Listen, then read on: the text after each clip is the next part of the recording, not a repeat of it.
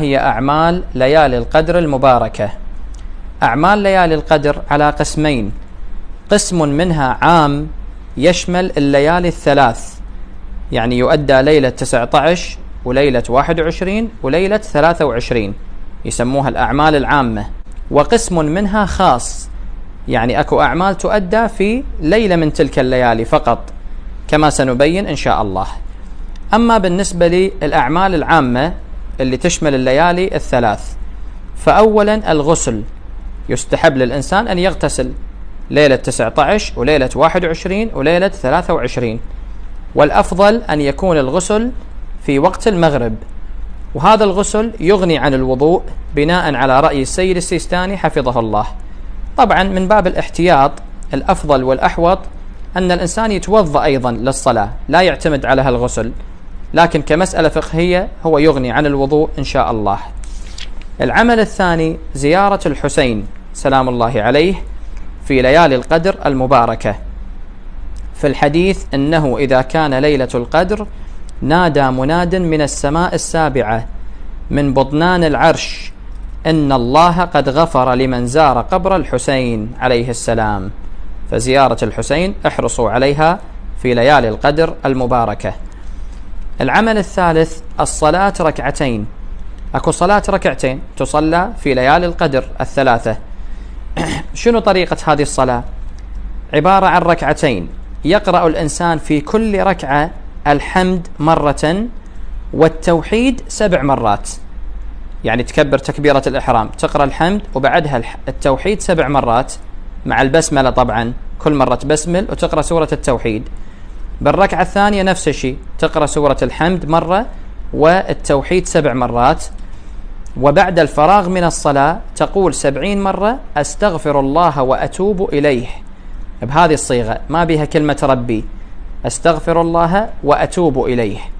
في الحديث من فعل هذا العمل لا يقوم من مقامه حتى يغفر الله له ولأبويه، يعني هاي الركعتين بها أثر غفران الذنوب إن شاء الله لك ولأبويك.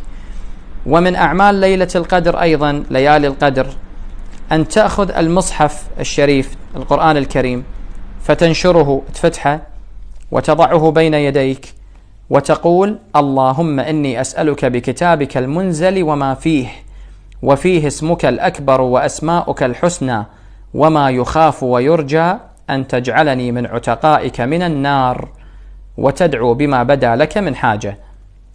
هذا عمل.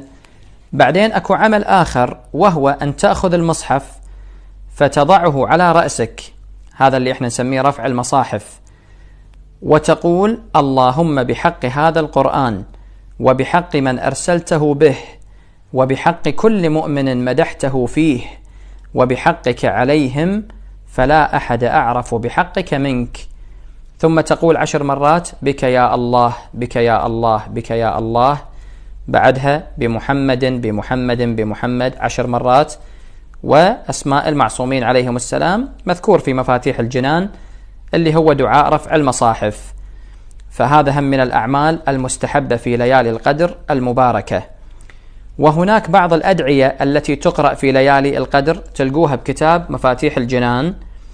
والعمل الأهم ربما في ليالي القدر هو الإحياء، يستحب إحياء ليالي القدر. شنو يعني الإحياء؟ الإحياء أخوتي وأخواتي يتحقق بكل عبادة، يعني تلاوة القرآن الكريم نوع من الإحياء، الاستماع إلى مجالس أمير المؤمنين عليه السلام، خصوصا هي هذه الليالي ليالي استشهاد الإمام أمير المؤمنين، هذا نوع من الإحياء، التسبيحات وذكر الله عز وجل نوع من الإحياء، أداء صلاة الليل نوع من الإحياء، قراءة دعاء أبي حمزة الثمالي على سبيل المثال نوع من الإحياء. يعني كلمة الإحياء هذه تشمل كل عبادة أنت تسويها بليالي القدر، فأنت تحاول تكون بحالة إحياء من يصير المغرب إلى أن يطلع الفجر. سلام هي حتى مطلع الفجر، عبادة هي حتى مطلع الفجر، ذكر هي حتى مطلع الفجر، إحياء هي حتى مطلع الفجر. فهذه الأعمال الأساسية التي تؤدى في ليالي القدر، وهذه الأعمال نسميها المشتركة، يعني تشترك بها ليلة 19 وليلة 21 وليلة 23.